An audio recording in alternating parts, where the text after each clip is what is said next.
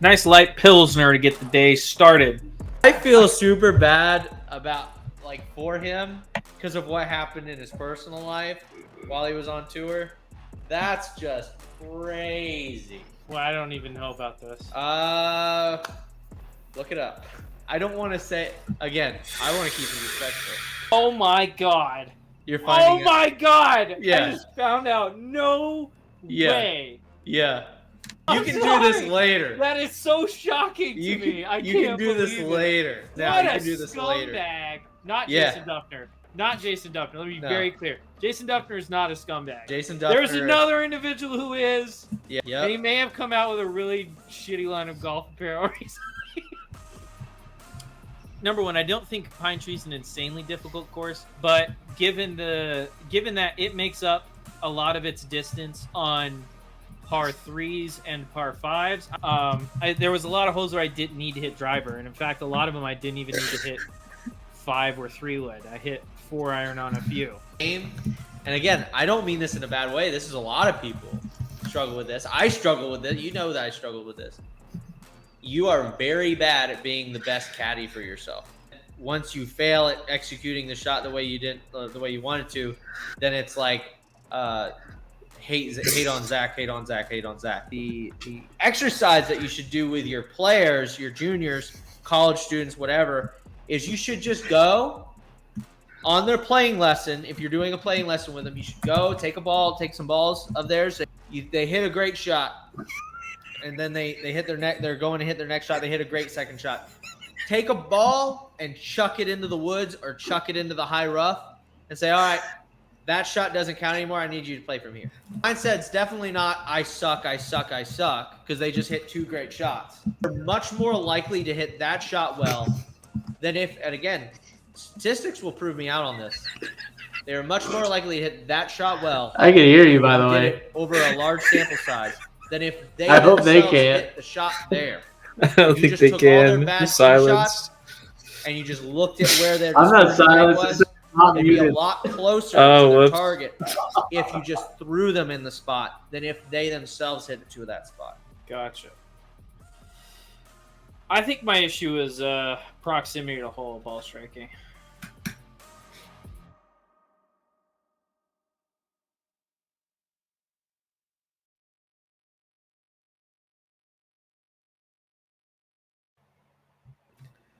Hello and welcome back to another episode of Barely Out of Bounds. It's your boy Rico Daddy Slick here. Joining me as always is my brother. How you doing, buddy? Doing great. If you heard all that ruckus in the background, that's because Zach is having fun on the private chat. You were having fun on the private chat too, don't lie. Only because you were. I wouldn't have ever thought of it. That's what I've We're got. having a good time in the private chat, but show's beginning. It's time to straighten up, okay? It's locker room talk. No more locker room talk, Zach. Okay. No more locker room talk. I guess. No, this is 2025. Well, Happy New Year, by the way, everybody. Happy New Year, yes. Happy New Year. It's a new golf year, 2025. Year of golf. And That's the golf right. Year of 2025. Yep, absolutely. Absolutely. So Zane, what are you drinking tonight? I am actually drinking an oldie but a goodie. It's actually not old. It's one thing. It's one of them that I found back last year whenever we were doing the podcast. It's down the road. It's called Pontoon Brewing, and they have this really good orange creamsicle IPA. It's called Cream of the Hop. Very, very good and tasty. That sounds good, dude. It's really good. So, and I I'm need not to an get IPA. some of that. I'm not an IPA guy, but yeah, I really like this. And they're a really chill spot. They're down kind of in between Roswell and Alpharetta, but great beer. So I highly, highly recommend if you're in this area to go check them out. So I think I will next time I'm in that area. what about you? What do you got to drink? All right, Zane. So I got my spare piece of banana bread here. I'm not going to eat tonight. But I'm also drinking an IPA. It's an IPA kind of night. You know what I mean? It's an IPA night. New year. Also oh, dude, I'm not going to be able to finish this. New year, new flavor. New year, new flavor. I thought there was 3 beers in here. There's like 5. Okay, so my plan was I'm going to be done with the wedding beer tonight. So your plan was get drunk as... No, I was going to drink 3 beers. It takes a lot more than that to get me tipsy. Trust me, bud. I'm going to be drinking. I'm going to show you the can. This is Sweetwater Brewing. Sweetwater Tropical High Hazy IPA. It's not as hoppy as some IPAs that are described as hazy, which makes it tolerable. I don't like hazy IPAs, but that's what I'm drinking tonight. But I'm not drinking it out of the can. I got a Christmas present, Zane. You've got an actual beer glass now. I've got something better than a beer glass. Please don't have it be shaped like a... It's a horn. I'm so glad it wasn't shaped like something else. I'm so glad it wasn't. I've got a horn, dude. I've got a horn to drink beer. I thought it was a very different type of horn. No. Glad that's not. No, the case. that one's in the mail though. It'll be here next week. Yeah, sure it is. But I'm gonna be drinking. I think I could through. Might not be able to fit 3. I could definitely fit 2 in this thing. But why are you're gonna mix them? No, it's all the same beer. It's all the same beer. I have this box right here. Yeah, I still have 3 more of these. So next time I'm just trying to finish this wedding beer so I can be done with it and start drinking mine. No, I don't need to drink yours. I've still got your bachelor party beer here. Do you really? Yeah, dude. You got to start hammering that stuff. No, I don't hammer. I never unless it's social drinking. I don't hammer alcohol. I really don't. Don't hammer beer. I know. I'm not living a beerly lifestyle. Yeah, not really. I'm not living to the core values and mission statement of the brand. So, Zane, we've had some pretty terrible weather lately in Georgia. Yes, we have. Very much so. Not golf weather. Not golf weather at all. Have you gotten a chance to get out and play, practice, any of that? Oh yeah, I mean we've got you have a bay, so it's a little different. Yeah, I mean everybody's got that, right? Everybody's got that kind of facility. Everybody's got that kind of facility, don't they? Not me. No, but I've gotten to hit a little more balls. I am with Mizuno now, which is nice. I've kept that kind of under wraps for a little bit, but I am with Mizuno now.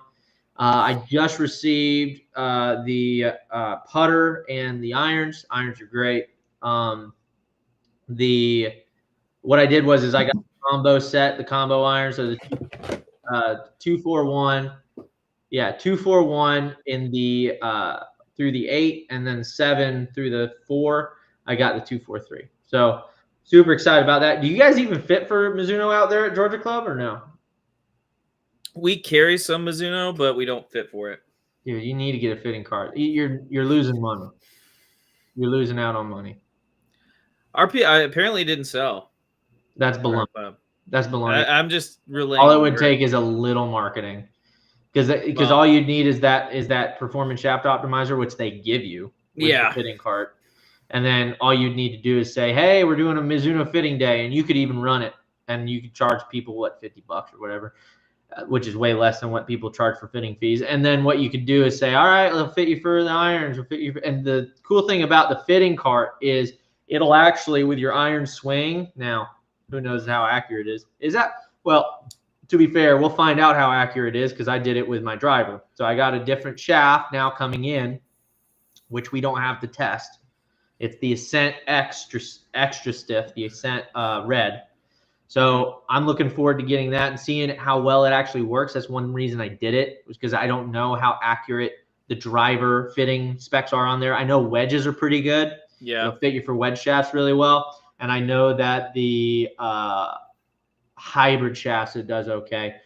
But I have never done woods. So with the driver that's coming in, the Mizuno driver that's coming in, I made sure to do that, to get the Ascent shaft that we don't have, because that was the one it said would fit me, because it does a 5-star rating and it said 5 stars.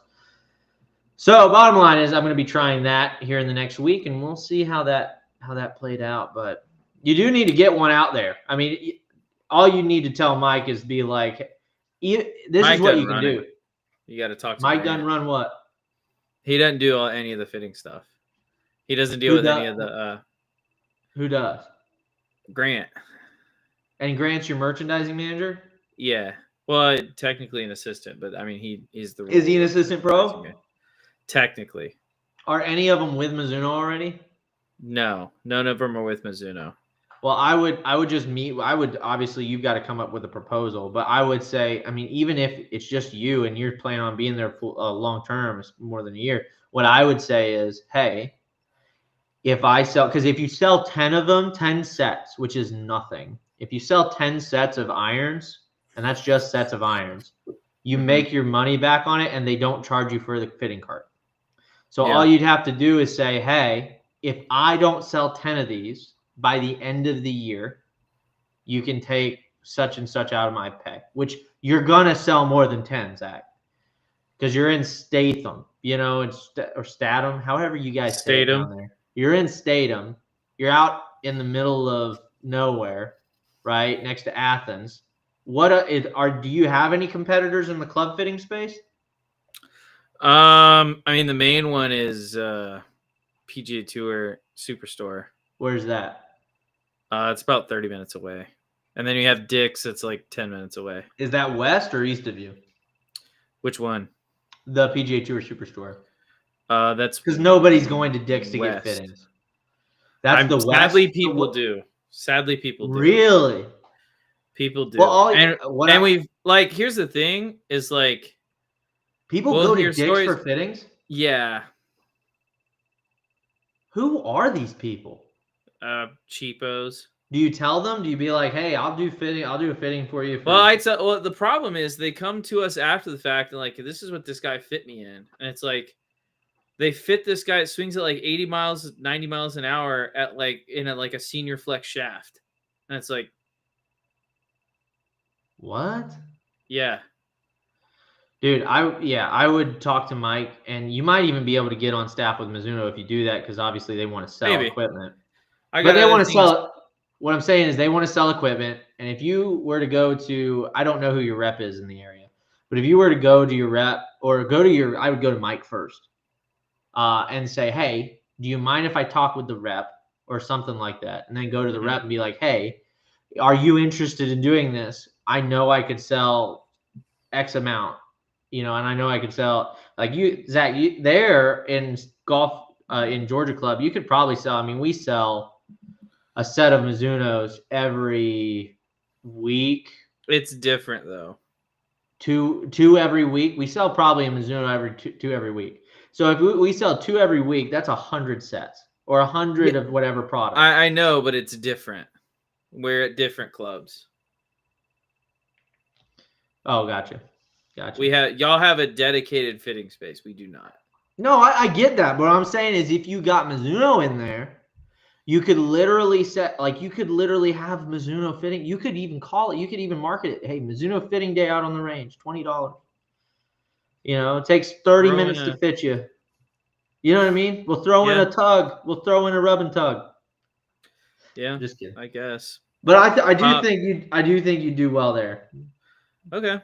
Well, If you are looking for new equipment, check out the link in the description below.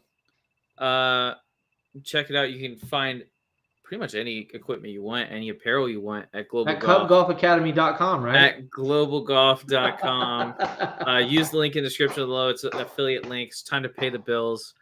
Cubgolfacademy.com.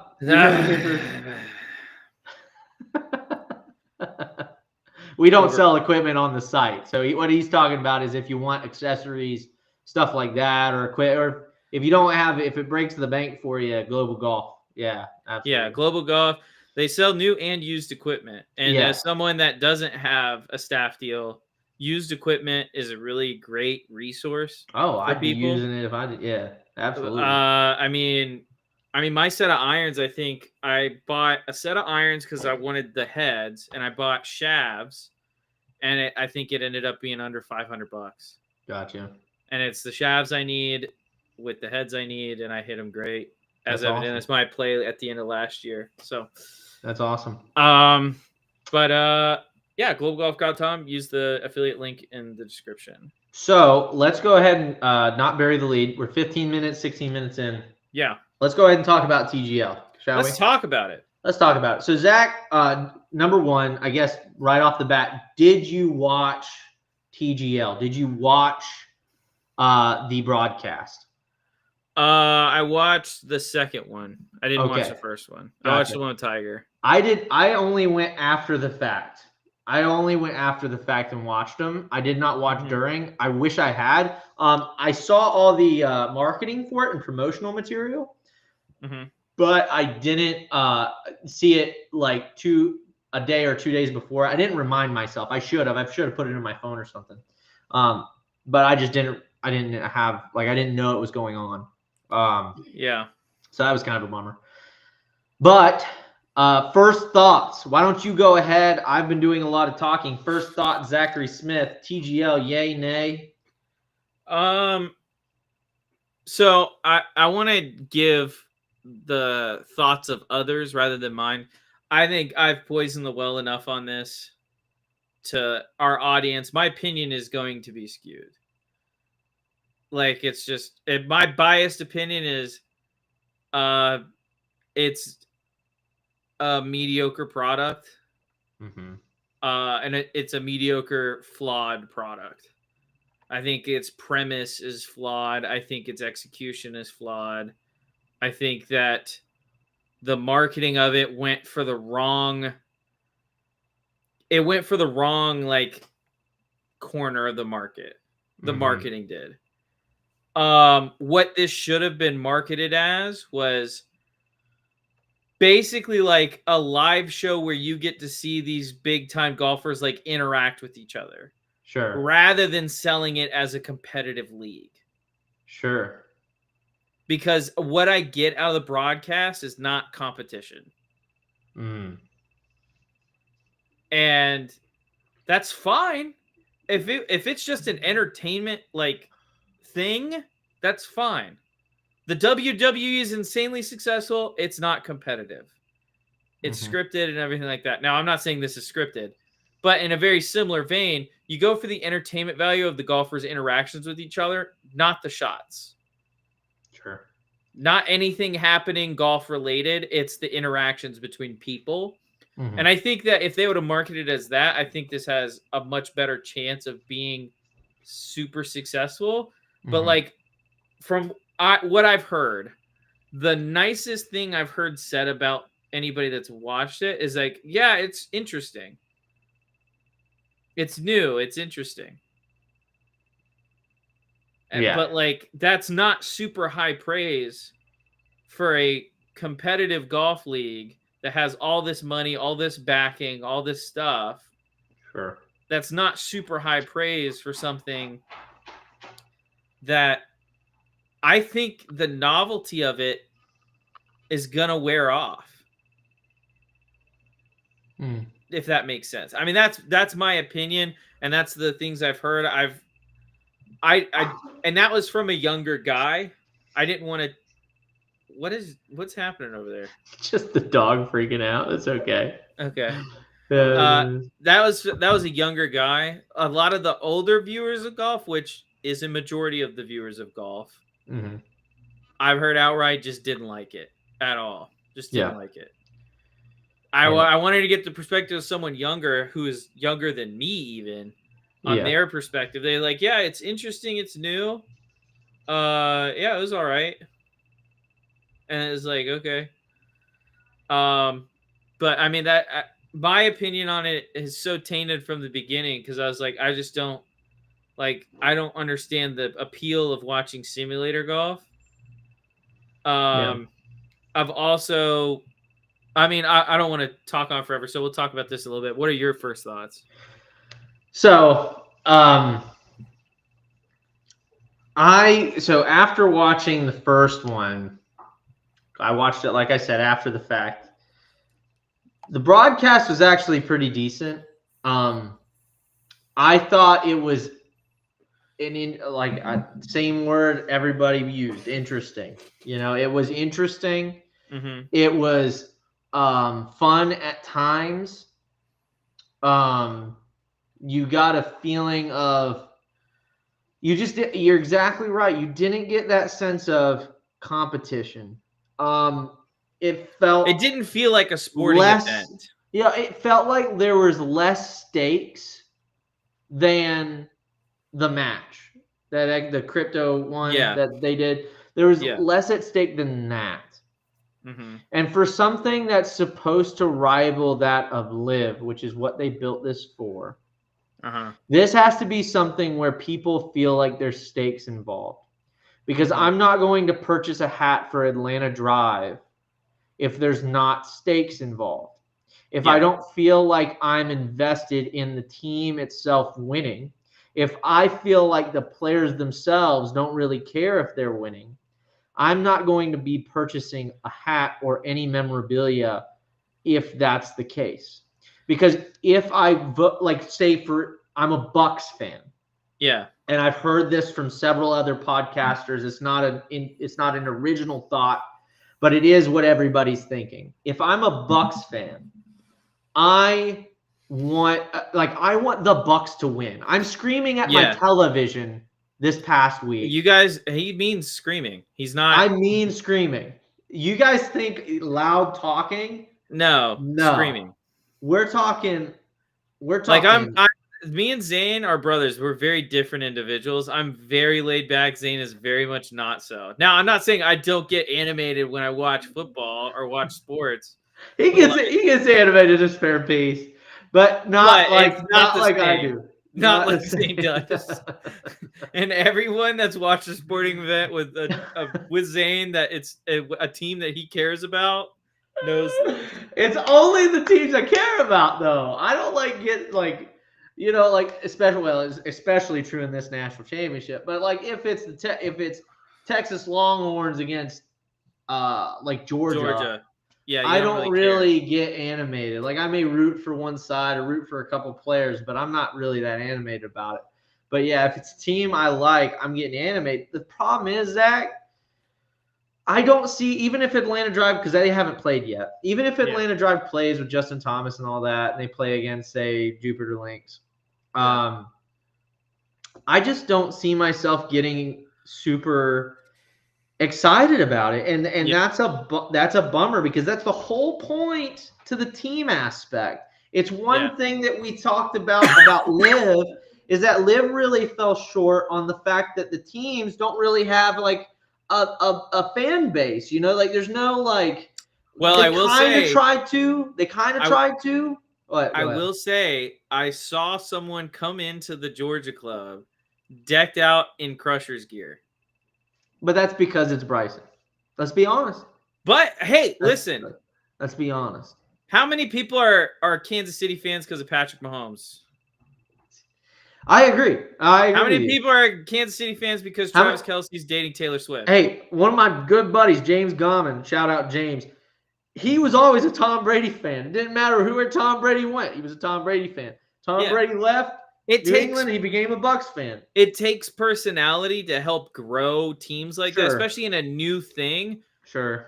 But like you said, there has to be that competitive feeling. You have to feel like they're playing for something, Like and they LIV. care, Like and they LIV. care, Like LIV. like anything, like Yeah, any sporting event. Well, especially like LIV, because they really are trying to win it like a golf tournament, whereas this, it just felt like especially in the second match. I don't know if you got to watch that. Oh my God. It felt like it was just a bunch of guys hanging out. The first match, at least you could feel like there was a little bit of nerves.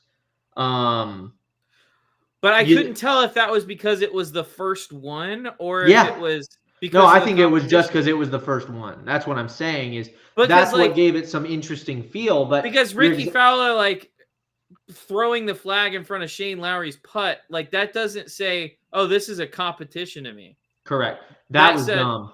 That was so dumb. That says to me, okay, these guys are just screwing around. Yes. And it's the same thing. Now, I get it. Kisner's a funny guy. And I get that it's funny when you scholar shot out of the bunker. But he played bad, dude. Yeah, he played horrible. I watched that today. He played bad. Like, I get it. I get it. It's funny. It's funny when you scholar shot out of the bunker sometimes. No. But let me say this. Serious. Yeah.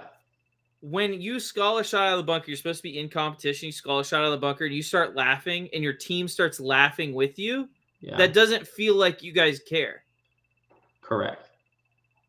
So how am I supposed to take this competitive league seriously? How am I supposed to take any of these teams seriously when all it is guys hanging out, making millions of dollars, and shooting the shit while playing simulator golf? Bottom line is you can't. I mean, that's the bottom line is. But this was my fear going into it. It's like, I agree with you, but this is going to happen with anything new. We knew it with LIV too. It's going to be with anything new. There's going to be a learning curve. LIV did it. We know all the changes that LIV has made. We can list it off. Whether that be relegation being added into the mix, whether that be adding these promotions, whether that be adding trading, like teams can trade with each other, can trade players. We know that there's a learning curve on this type of thing. And that's what I hope these guys take these first few is this is the chance to learn what works, what doesn't, what the fans want, what they don't. This has a lot of potential because this actually beat the ratings. I don't know if you saw that, but this beat the ratings for all LIV events on the CW. Okay, that doesn't surprise me at all. Doesn't surprise anybody, but I'm just saying it didn't tank. It actually had pretty decent ratings in prime time. I'm going to stop you right there because I said this would from the beginning. Yes, no. Zach, we know. We both did. We both agreed. Remember? We both said the first couple events are going to get good ratings. We agreed on this. But this is the time for them to make changes now before we get into a full swing, into the, no pun intended, full swing of things. This is when they need to start making changes. And those changes need to be, in my opinion, number one, there has to be a level of seriousness with these. There's no like throwing flags or throwing pins into putts. There's no dropping flags in front of people or, you know what I mean? There's got to be a level of seriousness. Everybody loves the shot clock. That's the one thing that everybody in this, including the players, absolutely love is the shot clock. And that's what needs to stay. But when it comes down to the crowd noise, when it comes down to the noise from the speakers, when it comes down to when the music is played, all of these need to be adjusted. Because the broadcast is weird. The broadcast for both of those events was pretty weird because people talking over one another and like music playing at weird times. Like for instance, I'll give you an example, Zach. You ready? Mm-hmm. In a football game, when do they play music in the speakers in the stadium? It's before and after kickoff. Mm-hmm. And then in between plays sometimes, but most of the time in between plays. In college football, it's the band playing. In NFL, they'll play. I don't even know if they play in between plays in the NFL. In between sometimes possessions, they don't. Sometimes in between they don't. possessions they do. Timeout. So like after a punt or after after a punt or something like that, and the offense is leaving the field, and the defense is leaving the field. Yeah. Or they make a big then. stop on defense, say it's a big third down, and they're subbing out people, they'll play it Yeah. then. But they've got that figured out to a science, and that's what I'm saying is they need to figure this out to where they know when they're going to play music, who's going to talk when. They don't have to choreograph it so bad that like nobody can speak on the teams. But like I honestly don't know if it's even necessary to mic everybody up. I'll give you an example. You don't mic up baseball players. You may do it for the broadcast, but that's for later playback. But what you should do is if people are having a conversation off to the side when someone's hitting, that mic needs to be turned off. Or mic needs to be turned off even when they're up getting ready to hit. Yeah. Mic needs to be turned off during everybody's shots.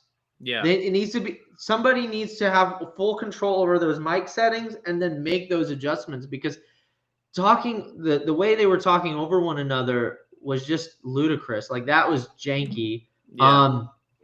Did not like that at all. I don't like the announcers, but that's probably because I've never liked the PGA Tour announcers, and that's probably who hired these people. I mean, this is I don't know. my whole opinion on it. For me, it like a first impression is hard to shake. And right now, the impression I have that is it's just guys hanging out. You should play that B-roll. I've got B-roll playing. You still haven't played it. I can play it here. Play that B-roll, buddy. All right. You can have it off the side. Yeah, you don't have to have it covering the whole screen. I didn't mean to have it covering the whole screen. I do like the hammer. I like that. That adds some stakes to it. Yeah. You know, I like some of these features. I really do. It's a cool concept. You know, as much shitting on it as we did to start off with it being simulator golf, this has a really cool feel to it. But the problem is that it's not what it could be. You know what I mean? In the similar way that LIV Golf plays too much music at their events, it's not what it could be. Mm-hmm. You know what I mean? That's what I'm saying. So like, this is just a simple thing where Charlie Woods is watching on and he threw the hammer or whatever.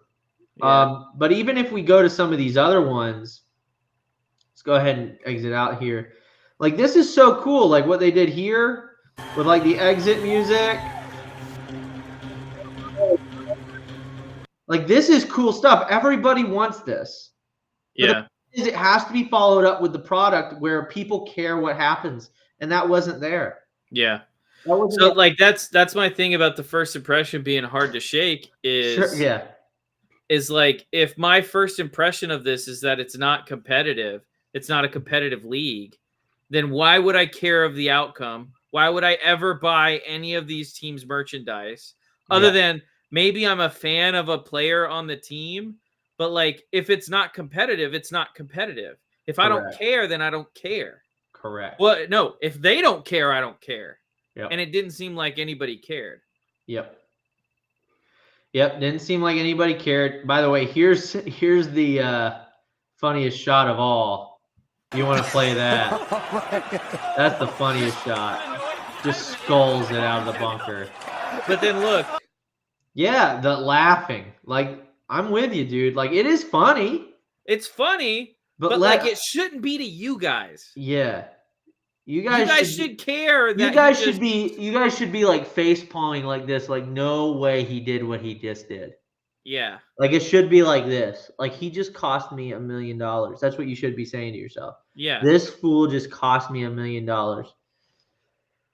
This is why we need relegation. That's what you should. Yeah. Well. Yes.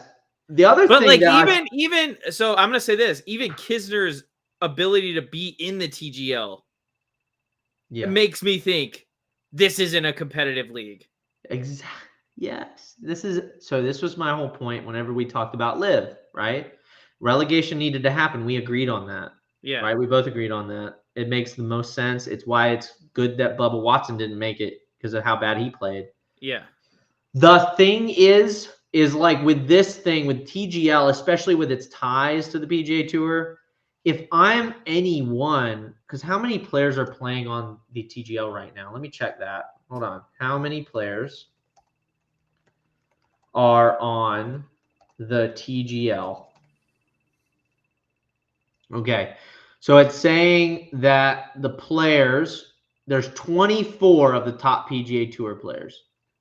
You cannot tell me. Big asterisk. Yeah, big asterisk. You cannot tell me Of the that top. Tiger Woods is the biggest player or is the top 24 players on the PGA Tour. You also can't tell me that Kevin Kisner is a top. Kevin Kisner doesn't 24 even player. play professional golf anymore. He's an Correct. analyst. Correct. He's Like- still on the PGA Tour. You know that, right? Is he? Yes. Yeah. He's an analyst now, but he's still got his tour card. But you're 100% right.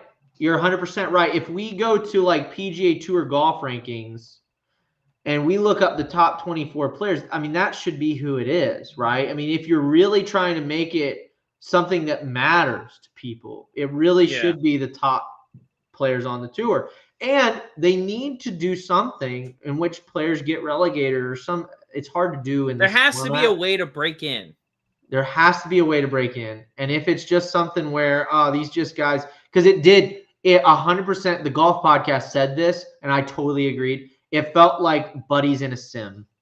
That's what that was my opinion as well. Which 100% my opinion. Which 100% is fun. Like, that's fun if I'm the one in the sim playing with my buddies. You know what's not so fun? Is whenever I'm watching somebody in the sim with their buddies. And they're not particularly funny. Yeah, and they're not particularly entertaining. It's not like watching. It's not like watching Bob. Yeah, it's not watching Bob does sports. Would be hilarious. Yes, because they would shake a shot and laugh, but it's not competitive. It's the personalities, right? You're watching it for the personalities and the jokes and the humor. You're not watching it for competition. So this should be the goal for TGL this year should be make Zane scream at the television.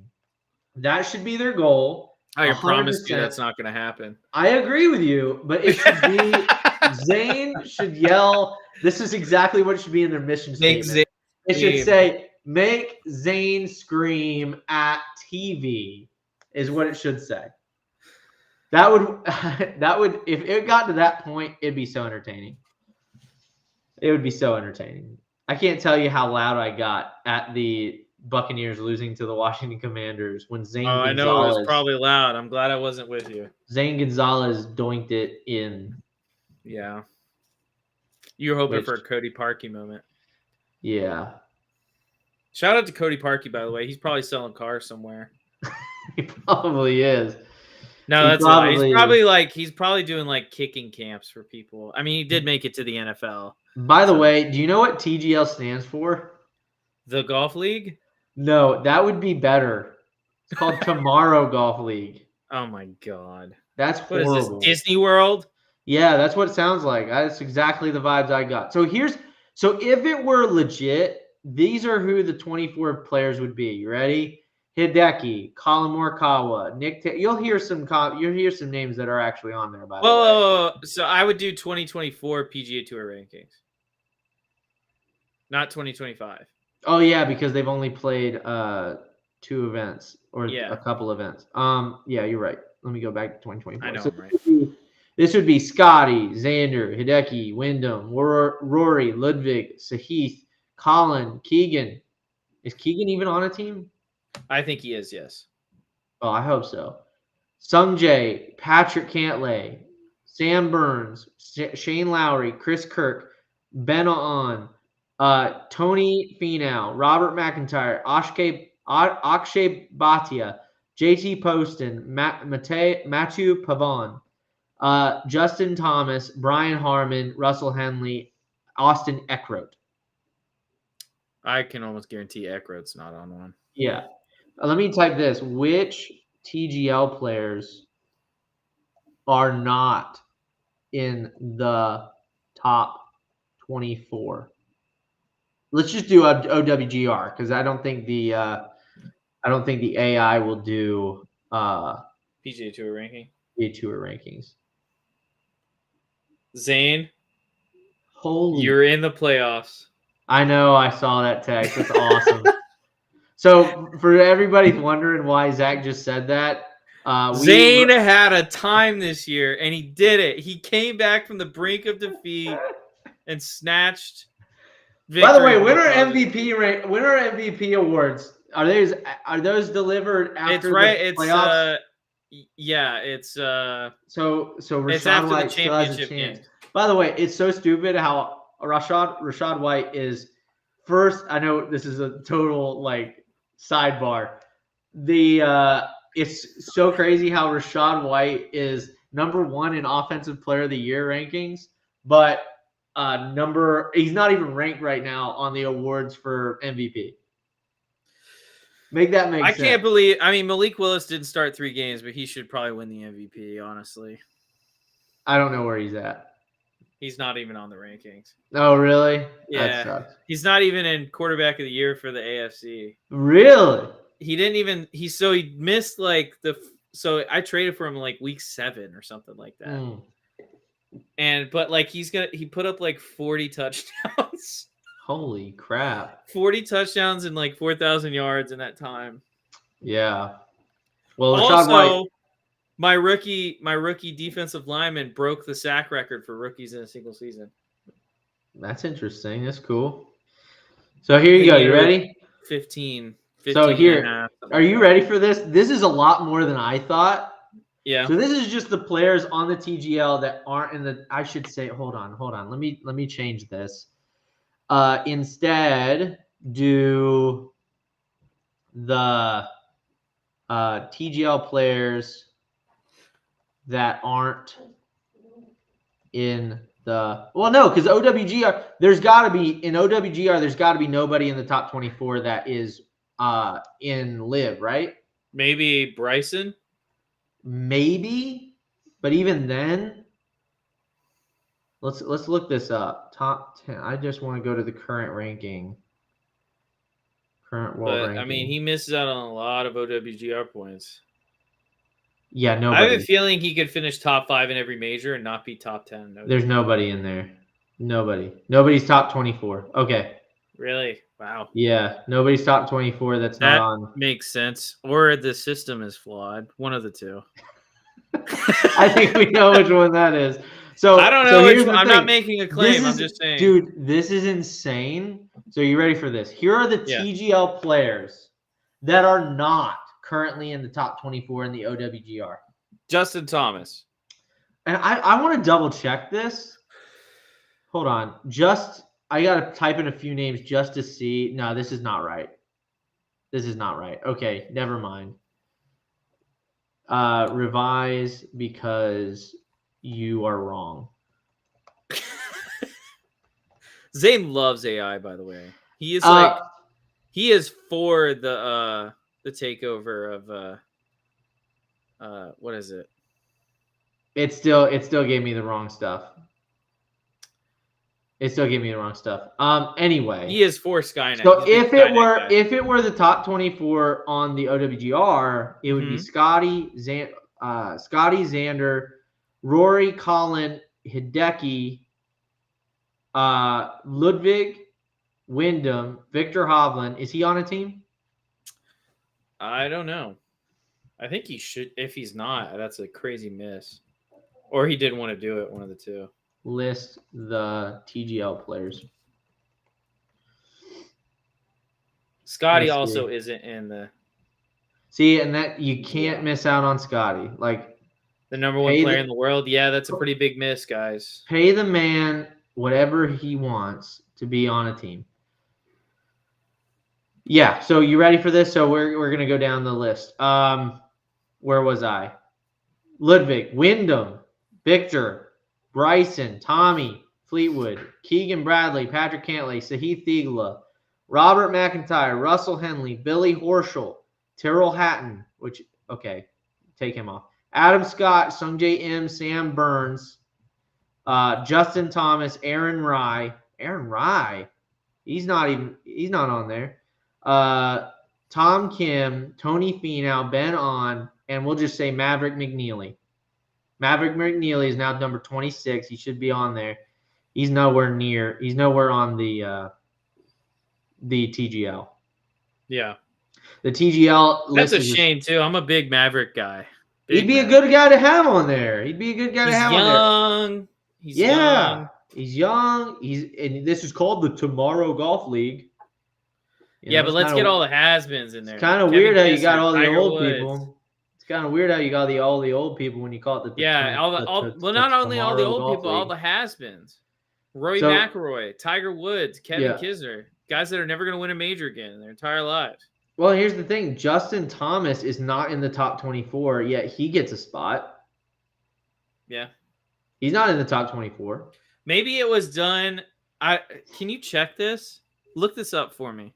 Okay. Who are the players that got paid out by the PIP? Yeah. Yeah. Because if those are the captains, that's interesting. The PIP's stupid. Bryson DeChambeau should get it. Facts. I'm just saying he's done more for golf than any of these guys. Tiger Woods, Scotty, Rory, Jordan, Justin, John Rahm, Colin Morikawa, Patrick Cantlay, Xander Schauffele, and Max Homa was number 10. The only one that's not on there is John Rahm because he's on LIV. Mm-hmm. Well, then the number 11 is Finau. I just think PIP, have you looked up how they figured that out? Maybe we'll talk about that on a later date. We'll talk about that on another one. I'm still working on that video for... That's the craziest thing ever. It's so subjective on what metrics they use. They don't even tell you how. So they tell you what metrics, but then they don't tell you like how those metrics are weighted. Like how is it weighted? You know what I mean? Yeah. I'll give you, for instance, like with Tiger's gonna be number one till he dies. Flushing It did this. Flushing It posted on X. They said Tiger Woods' results since the inception of the PIP. This is all his results. He hasn't played in a lot of events. He went 47th, WD, miscut, T45, withdraw, 18, withdraw, 60, miscut, miscut, miscut. In that time, he's won the PIP 3 times and finished second once, banking $45 million from doing absolutely jack squat. It's crazy. Yeah, I mean, it's absolutely nothing. Man does absolutely nothing and gets money. And you can hear these guys in the background saying, "Oh, well, Tiger, if you played today, Tiger would be making this. If he was today, Tiger would be making this." Here's the problem with that whole argument. Tiger Woods, money is of no object to that man. Yeah. You know what I mean? Like, so the problem is you're giving all this money to this guy whenever you could be giving it to, I don't know, the people playing right now. You know what I mean? That's the problem. You have all this money, you won't increase. Like, how is this money not going to increase purse sizes? Correct. Exactly. So my same gripe with this new PGA Tour Studios thing. That is not something that gets put up in a day. That is something that took years of planning. Now you tell me, who signed off on that project? And why is it necessary? I don't even know what it is. Nobody does. Like, the first thing they did with it is they had Tiger Woods come in and they had him stand in a room. Did you see this? They had him stand in a room with the screen surrounding him, showing like all of his most triumphant moments or whatever. Mm-hmm. And I was like, this is weird. What is it for? Like, this is just, probably for producing content for PGA Tour to release on Instagram or release documentaries, sell documentaries to different outlets. That's probably what it's for. But the point is like, what is that doing for the players? If this is a player's first tour or a player's first league, why? Well, no, it's not. And they don't even claim to be. No, they do claim to be. I don't think they do. They do claim to be. No, remember, it's legacy. It's the PGA Tour. That's the whole point of the whole argument. Is that the PGA Tour is legacy. The PGA Tour comes first. No, but then the players. They've said like this is a tour for the players.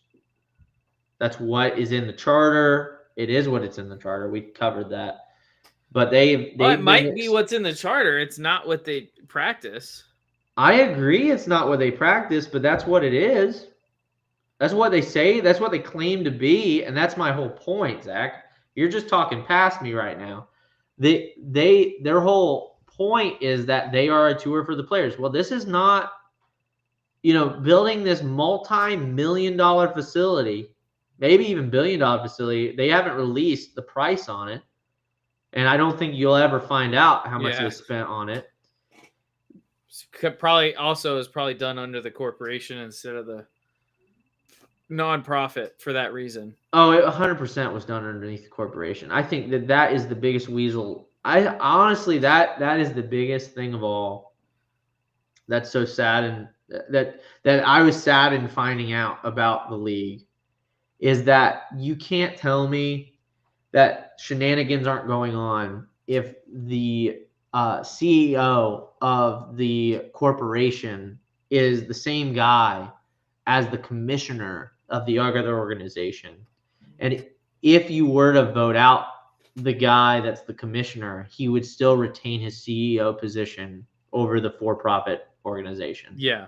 That is there's so much crap about that. And again, I really am looking forward to the video you release on it.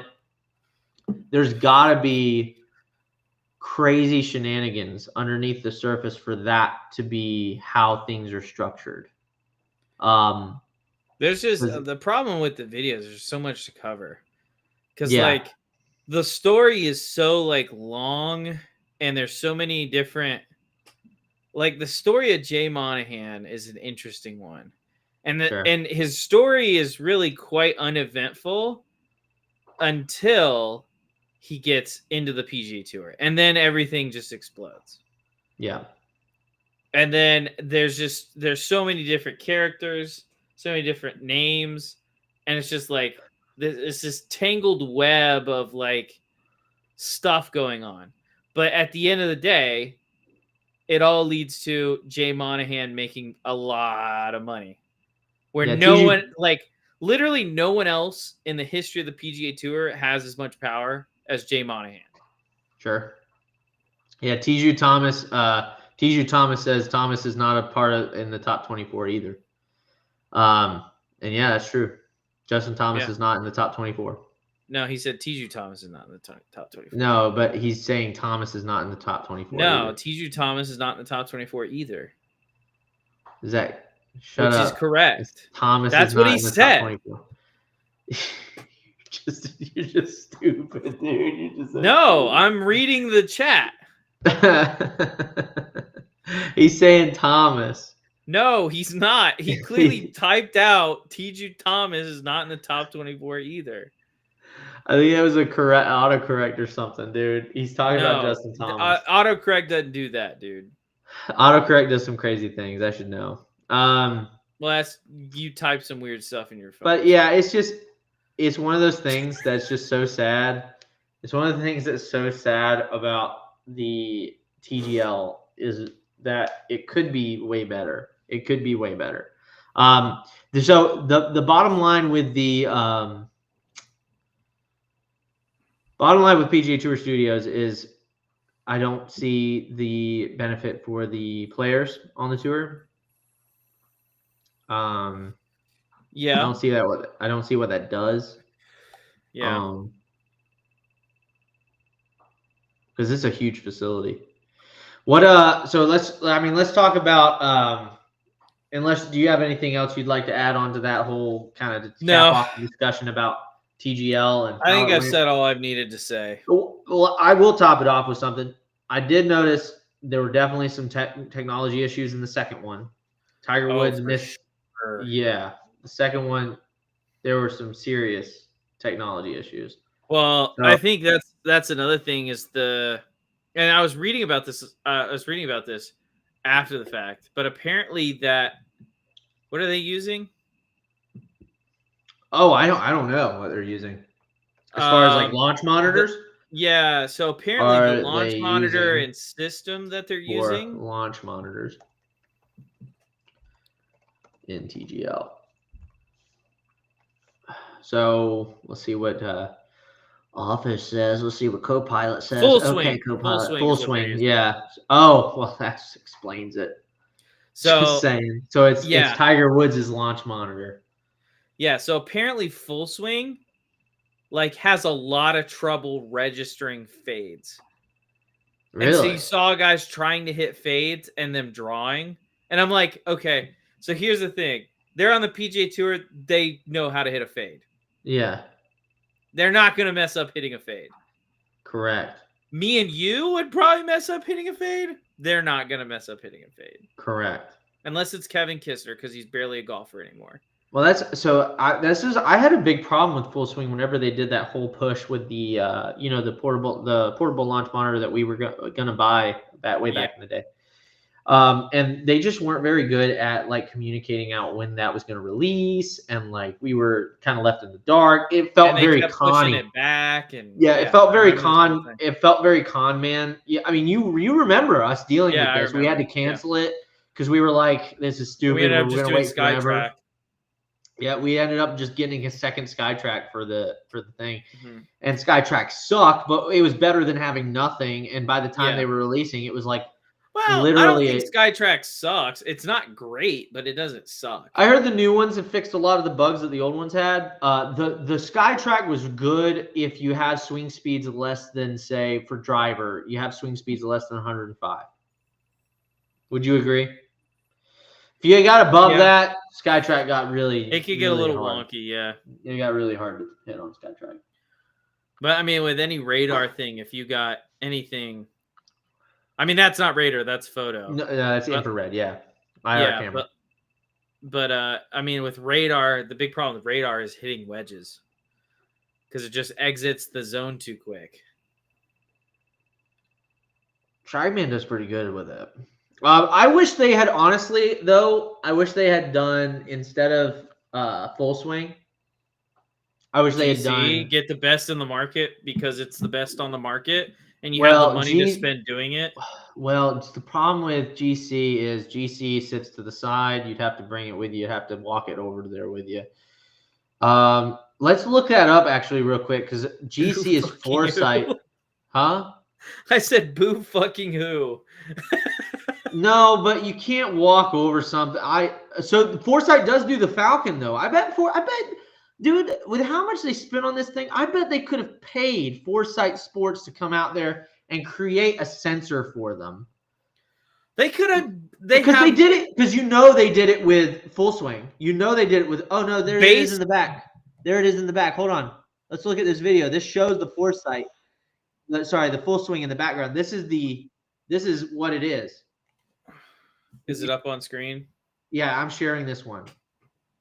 Can you see that right there that I'm circling with my mouse? Yeah. That's the full swing. They could have done that with anybody. TrackMan. Yeah. Done that with TrackMan. They could have had TrackMan go out there and do it. It's just kind of sad that they chose full swing just because Tiger's with full swing. Well, again, I go back to it's not competitive. And it's just a bunch of guys making a lot of money playing in a simulator. You know what I'm kind of wondering is if that was the way it was pitched to the players. Because the players themselves didn't seem like there was a high stakes. No. Yeah, it might have been. It might have been. It might have been, hey, on those Tuesdays or Mondays, whenever you don't really have anything to do, this is just something to do. We're making a little bit more money. It's just like a lot of more money. Yeah, just make a lot of bit more money on the side. This is what this is for, and so you'll have fun, and we'll crack laughs, and we'll drink, and whatever. Yeah, that's probably what happened, honestly, behind closed doors, which is sad because that's it takes literally zero. There's you don't have to try or anything. It kind of feels like it's not super serious. It's not like you're playing an event. Well, you definitely don't have to try. We already saw that the top 24 players didn't make it in. Yeah. A lot of You them. don't have to try. A lot of them didn't make it in. I mean, I bet a lot of them didn't even get a call. Austin Eckrow, I could guarantee you he did not get a call. 100%. So Shane Lowry's in it. Let's look at this. All right, we got to move on. We're just talking about real this quick, for an hour. Real quick. I didn't even name Shane Lowry in the top 24 because he's not. Yeah. To get was he like 46? Let's look at this. Shane Lowry. Shane Lowry is 27th. Oh, dang. I was not that close. He's lower than Maverick. Yeah. Why didn't Maverick get the call? Yeah. Anyway, he's not best friends with Rory. He's not best friends with Rory, and that's the problem. Anyway, let's move on. You're right. It's time to move on. Get this thing going. We got like 2 more things to talk about, and we're already over an hour. Go ahead. Hit me with the next thing. So we got some big live news, Zane. Ready for it. Break it down for us. So live, they're doing some new areas, new spots.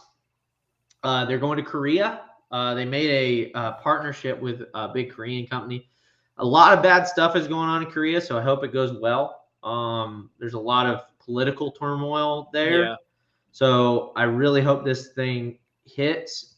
That's the only problem with this thing taking place in Korea is just because they got a lot of stuff going on. But anyway, they had a big thing with Kopang, which is a Korean company. And so that's going to be something that goes on into the future past this year. At least that's what sources are saying. Mm-hmm. Sorry. Got a little burp going. And then you've also got the a lot of people are saying it's controversial, but LIV has now scheduled events. They've held off on doing this, but they've scheduled events to take place during FedEx Cup playoffs. So my whole opinion about that is, of course they should. Yeah. Of course they should. They've already got their players. Yeah. At this point, they don't need any more players. Well, I'll tell you what. The only reason they're doing this, as controversial as it is because you're not letting their guys play on the PGA Tour. So if you're not letting those guys play on the PGA Tour, why wouldn't you schedule events then? Yeah, I think it's I think you're right. I think it's also to wedge and force a deal sooner. I think that's probably the thought process on that. But yeah, I agree with you. This is something that makes total sense to me, and I don't get why it's controversial at all. And then you also have Bryson and other LIV stars are heading to India's biggest golf event. So they're going to be playing in India, which is kind of cool. Which is, again, it's going to be India's biggest golf event, I think, ever. Because they don't have a lot of big events out there. They have some Asian Tour events, but this is obviously going to be the LIV. I think it's the Asian LIV. What tournament?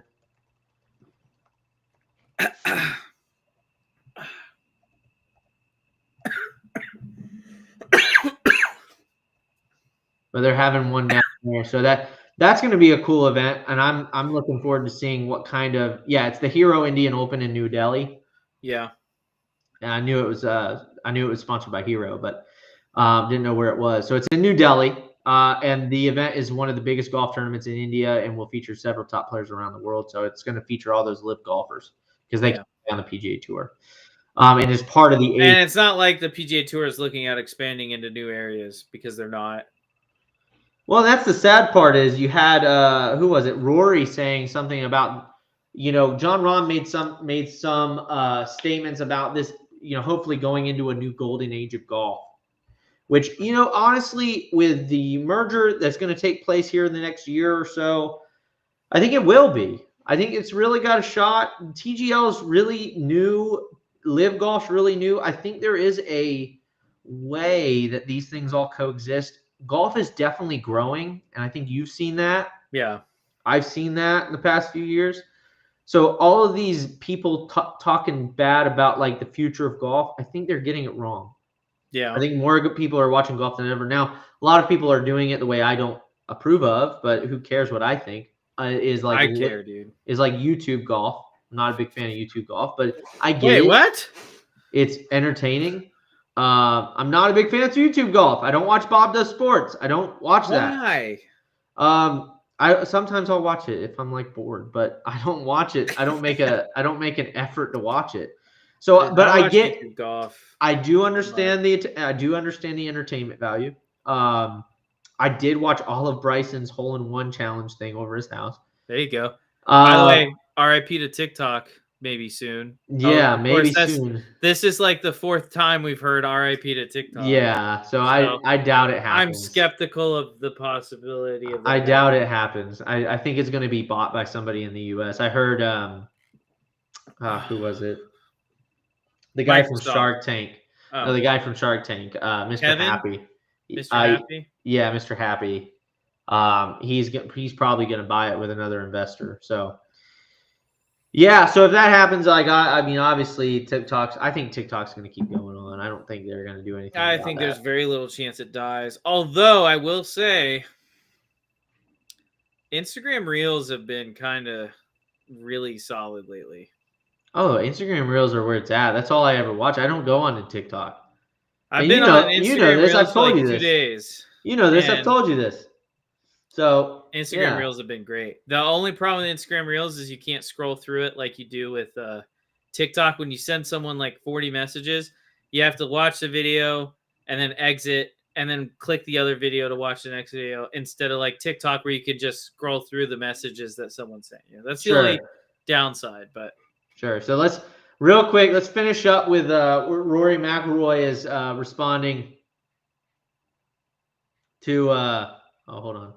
Sorry, I messed up on my little thing here. Yeah, so let's talk about what Rory McIlroy made some comments. And this kind of goes back to what I was saying. He made a few comments. He made a few comments. So so John Rahm said something about the golden era and saying and says the game is very fractured. He said, quote, very rose-tinted glasses, if you ask me. Yeah, look, I think what I would say is that with everything that's happened in the game over the past 2 or 3 years, I think what I maybe could envision is that the domination of American side of things might come back a little bit, in terms of not that the game has ever been global, but sort of trying to build on the opportunities globally. That's hard to follow. And then he said, that quote makes no sense. I read that earlier, and that made no sense to me. It didn't make sense to me either. It's really hard to follow. You can tell. I think he's just talking. Talking. Okay. And then he says, quote, I think we are in a good position to try and grow that part of it. There's amazing players, right? There's amazing players that play in all different tours and all parts of the world and everything, which is great. But at the same time, it's become too fractured and too disjointed. Quote, I would share his optimism if the game wasn't as disjointed and as fractured as it was. Maybe we'll get to the point sometime in the near future. And if we do, then I would share that optimism. Zach, this is what you have to understand if you're a listener right now. When he says the word disjointed, he's talking about it being centralized underneath one authority in which Rory McIlroy would be paid more money. That's what he cares about. Don't let him tell you that he doesn't care about that. It's the reason why he got the Whoop partnership was because of the PGA Tour. We already covered this. Well, I mean, we already covered this. We just talked about TGL. They can say it's not about money till the cows come home. It is about the money. It is about the money. This whistleblower or whatever you want to call him that talked bad about LIV. I think you saw this. I sent it to you on Instagram. Mm-hmm. This guy talking bad about because he got, I guess, relegated or something. Anyway, he was talking about how they promised OWGR points. It's like, yeah, because they genuinely thought they were complying with all of OWGR's demands. Yeah. They complied with everything, all the criteria. Yes. So they promised OWGR points because by OWGR's own rules, they should be awarded OWGR Correct. Points. They complied with everything that OWGR did. And you know what they did? Well, you know what OWGR did? They released a statement. They said, oh, yeah, this doesn't comport to the values of the OWGR or whatever. That's what happened. Yeah. So for this guy to go out there and say, oh, they lied to us, they conned us into picking it, it's like, no, you knew what you were getting into, bud. Mm-hmm. Whenever they're saying majors, they're wanting you. They want you to play in majors, dude. Yeah. They want that. That's more exposure for them. So this whole concept about like OW, LIV doesn't care about their players, yada yada yada. I mean, based on the testimony of everyone else. Well, let me rephrase. Based on the testimony of people that have been successful on LIV, i.e. Joaquin Neiman, John Rahm, Bryson DeChambeau, all those guys, they care about their players a lot more than the PGA Tour. 100%, because they listen to them. Yes. And they adjust based off of what the players say. Yes. But and that's true even for guys that haven't been successful, i.e. Phil Mickelson and Bubba Watson. Correct. Are much happier on LIV, or in Bubba Watson's case, were much happier on LIV than they were on the PGA Tour, and they've come out and said that. Yes, and they've explained why. Well, we found out this again after the fact. I wish, and this is just part of NDAs. We didn't know about all the silencing going on in the background. We didn't know that these players couldn't share videos of themselves on social media. I always thought always thought it was interesting. I did. I always thought it was interesting how you never saw videos on Justin Thomas's or Jordan Spieth's or whatever Instagram of their shots on the PGA Tour. I always thought that was interesting how you didn't see players sharing their shots like, oh, did you see this hole in one? Blah, blah, blah. And now we found out. We found out that what's so interesting? The PGA Tour was doing exactly what the NFL was doing to the Pat McAfee show, only on a grander scale, because they were limiting all the ability of the players themselves to share their own product. By the way, the NFL would have lost that lawsuit. I just want to say 100%. The NFL would have lost that lawsuit. If Pat McAfee could keep the lawsuit going, like against the NFL, because the NFL... Well, he never filed a lawsuit, buddy. No, I'm saying if Pat McAfee... If he had pressed the issue. If he had pressed the issue and kept doing what he was doing on his show, and the NFL would have filed suit, they would have lost. And honestly, like, it's hard to ask someone to do that. Like, it's really hard to ask someone to do that. Correct. It's really hard to ask someone, like, hey, I want you to bear the financial burden of taking this to court. Like, that's a hard ask. And I understand that. But at some point, someone's got to do it. Yeah. It was just kind of my point. And it's better that it's someone like Pat McAfee who does have the money to compete with an entity like the NFL in court. Yeah. Than for them to do it to someone small, because someone small is just going to back down. Mm-hmm. Like us. We'll run. Yeah. We'll run to the hills with the tail between our legs. And we will. Hey, listen. We will lie down like a dog, screaming. We'll run to the hills, screaming back like, "Hey, this is bad. Yeah. You guys suck." We'll lie down like a dog and just whimper. Yeah, we'll run. Yeah, but we're gonna say some mean words to you on our way out. You know, I just whimper. But yeah, I'm 100% with you on this. I think that. Go ahead. But like, and it's so interesting. Like, I hate to do this. I do this like every 3 episodes. I hate to bring disc golf into it. We do it every episode. Oh, you disc golf. Okay. Yeah, I do this like every 3 episodes. I thought you were about to use the devil's name is what I thought you were about to say. I thought you were about to say Jay Monahan. No, I do this every 3 episodes where I bring disc golf into it. Now, disc golf is a growing sport. It's much smaller than golf. Infinitesimally smaller than golf. Correct. But it's actually growing slower than pickleball now. Pickleball's beating it. Well, that's because they missed their window. They did miss their window. Disc golf missed their window. They overspent. Anyway, I don't want to get into that. That's another topic for another podcast. Sure. That'll probably never happen. You should do one with Lincoln or something. I've asked Lincoln to do a podcast with me on disc golf, and have you really? No. Yes. Why did he say no? He'd be hilarious. He was like, I hate the way my voice sounds. I'm like, dude, your voice is fine. It's better than mine. You don't even hear your voice. You don't even hear your voice. It's just us talking about disc golf. And I think, you know what? As small as the disc golf space is, I think it would be a great podcast. I think it would be too. I think Lincoln. So I'm probably going to clip this. You should text him. I'm going to clip this and put this on the group me. I will do it. I'll put this as a group me. Lincoln, you should really think about doing a podcast.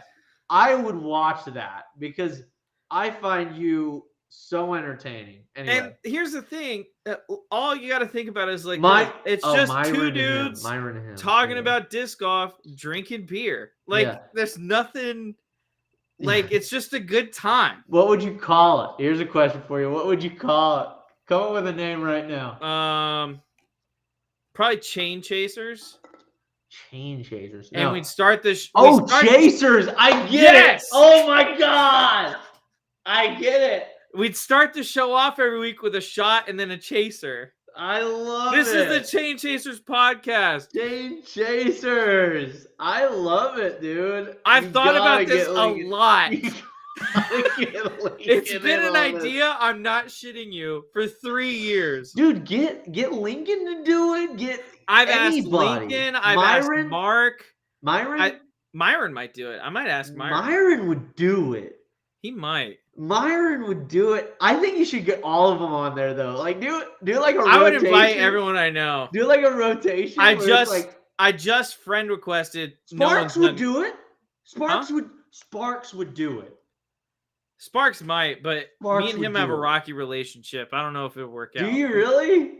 It's not like we don't like we like each other, but like we like our liking each other is us constantly throwing jabs at each other. Oh. Well, but I mean, Mark's that kind. Sparks is that kind of guy. So I haven't spent a lot of time with him, but like you should try. Again, I think just judging by his. I'm just gonna drop in the group chat one day randomly. Who wants to do a disc golf podcast? Yeah. We're gonna drink beer and talk about disc golf. Chain Chasers. Yeah. But anyway, back to the topic at hand. I do this a lot where I talk about disc golf. One of the big things when it comes to like building a brand as a player, and building a brand is more, there's a lot more things tied to it than just like being more popular, right? Yeah.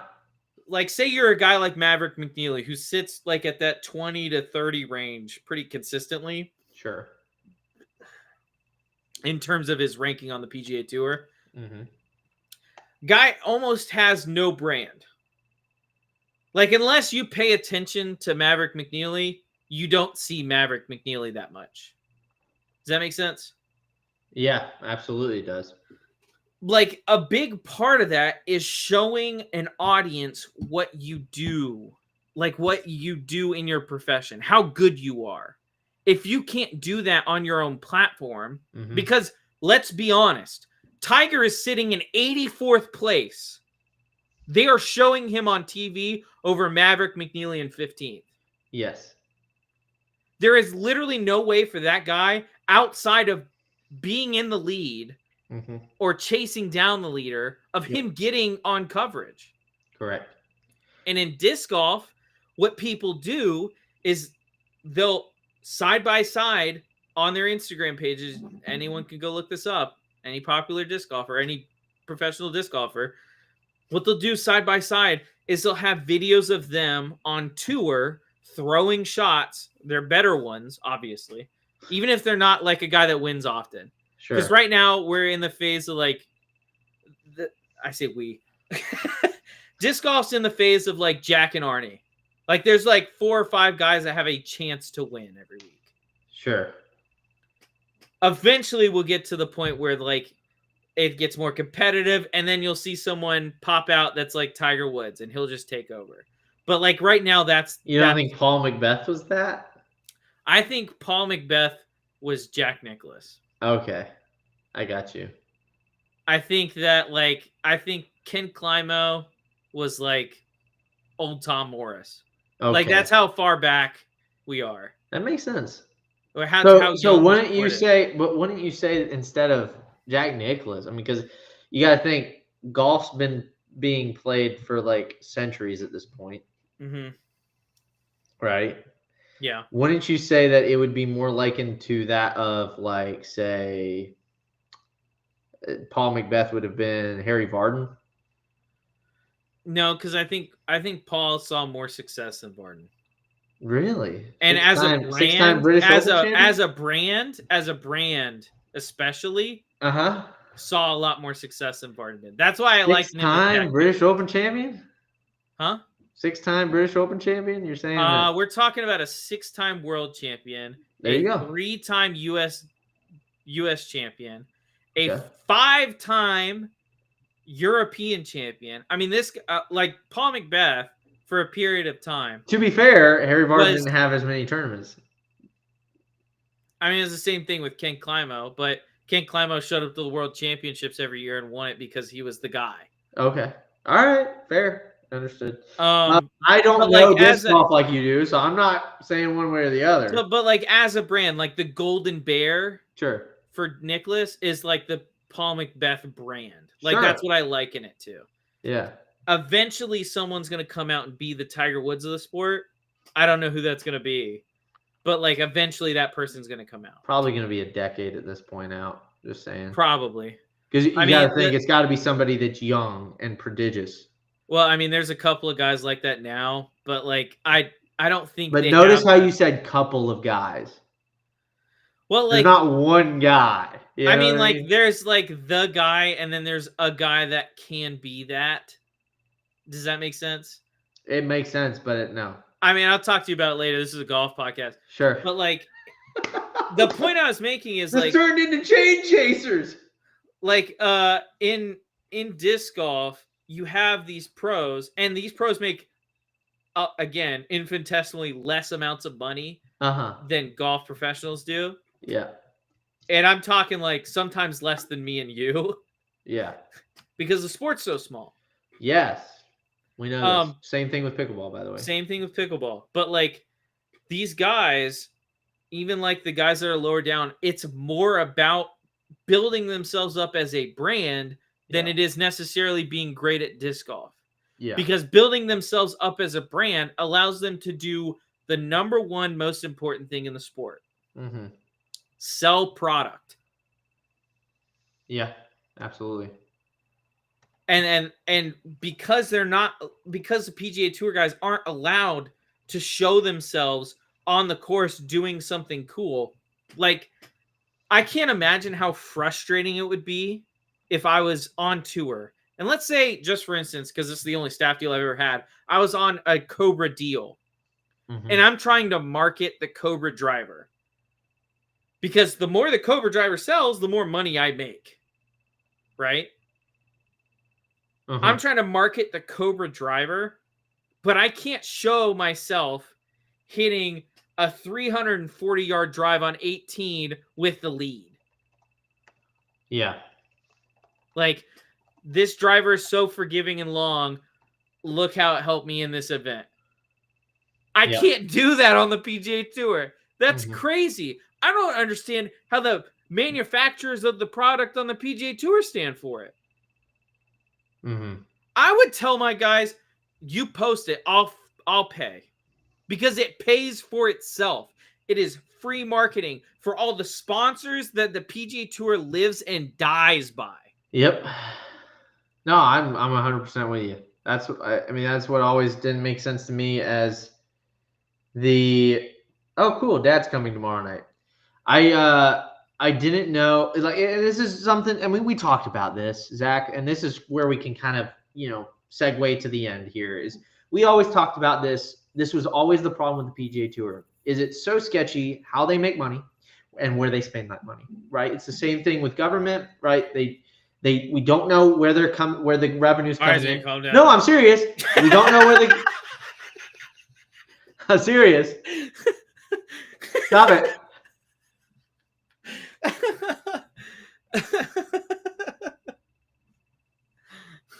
Number one, We don't know where the revenue's coming in, right? Or what revenue's coming in. And we don't know where it's being spent, right? Yeah. And I think that kind of what would you call it? Clarity, or that kind of transparency, that's the word I was looking for, would be so beneficial in this day and age. The other thing that you mentioned about like showing Tiger Woods instead of say like a Maverick McNeely who's in the hunt, or Vince Whaley who's in the hunt for a tournament, which again they did Vince Whaley dirty at the one of the tournaments to round out the year, the Sea Island event.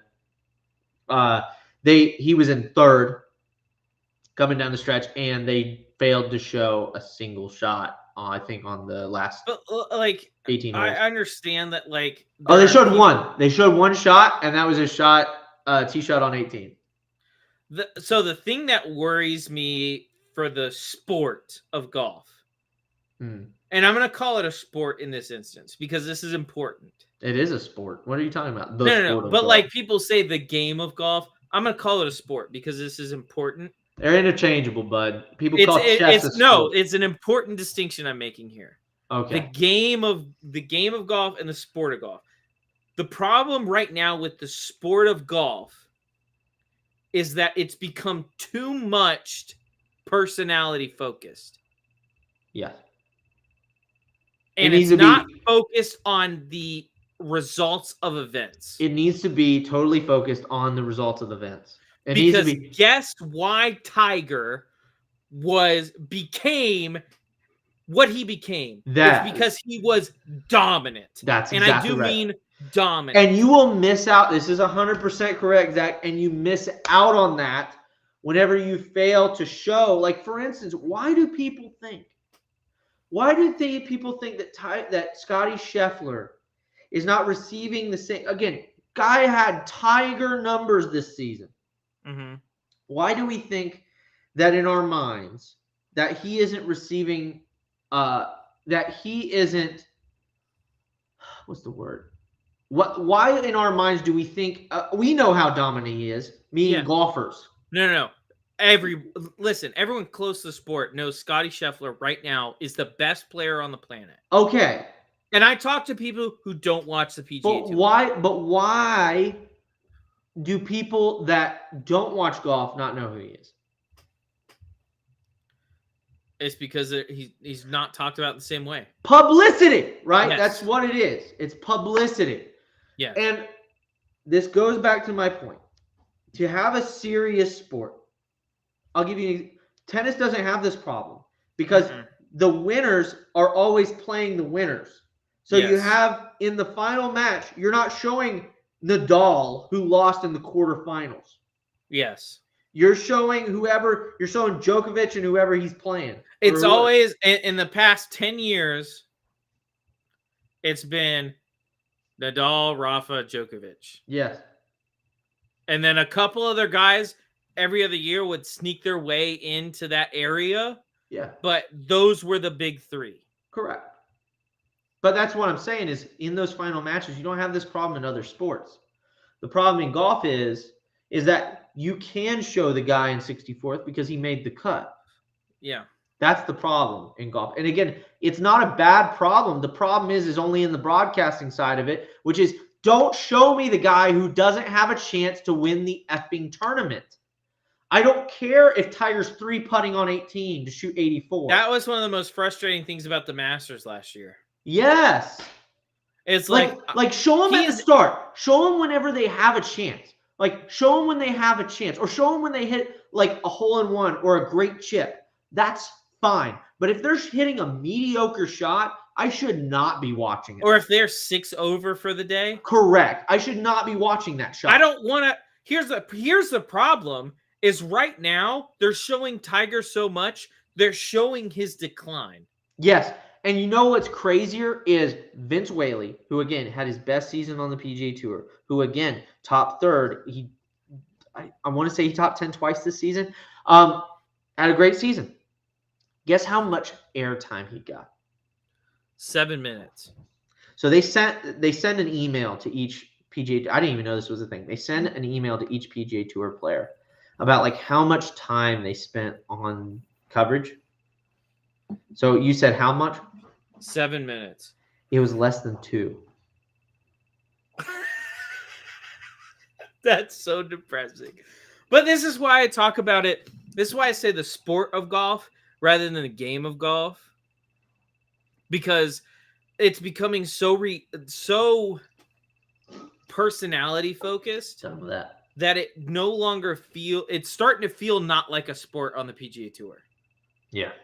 On coverage, it doesn't feel like a sport. Yeah, it feels like exhibition. Why am I not watching the guy that's 3 shots back? Why am I watching a guy that's 12 shots back? This is exactly right.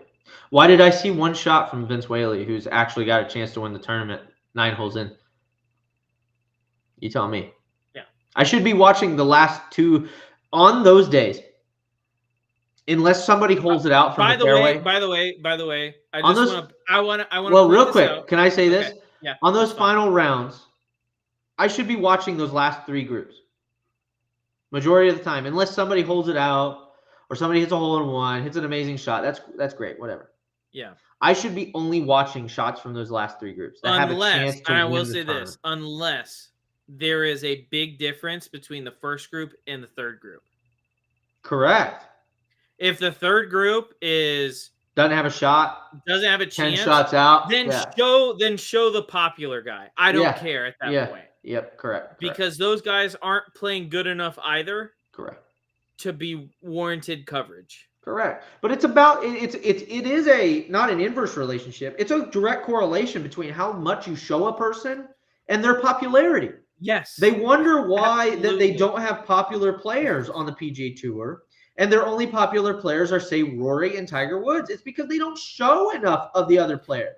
Rory could be 12 shots back at like 30th place, and they're showing him hit every single shot on the course. Yes. By the way, I don't have a problem with feature cards, but that is I a don't either. feature card. I don't either. No. Yeah, that's a separate channel. You're exactly right. It's a separate channel. That's Show them a on a feature separate channel. card. Yeah.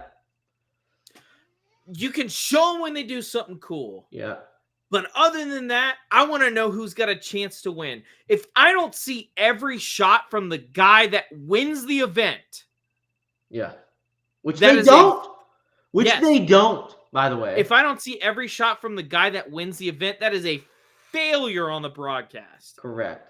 And this was the crazy thing is Maverick McNeely was playing in that tournament. Again, Maverick McNeely showed a lot more of him, obviously, than Vince Whaley for obvious reasons. He's number, what did we say, 26 on the world golf ranking. So he's pretty high up there. But the thing I noticed that was funny is you didn't see every shot.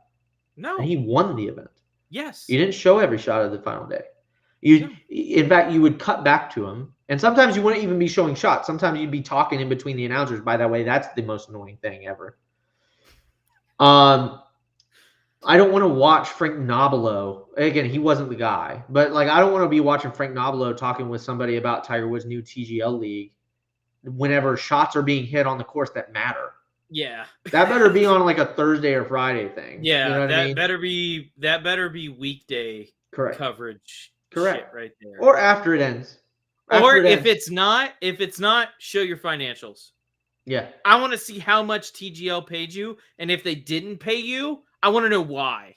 Yeah, exactly. That's exactly right.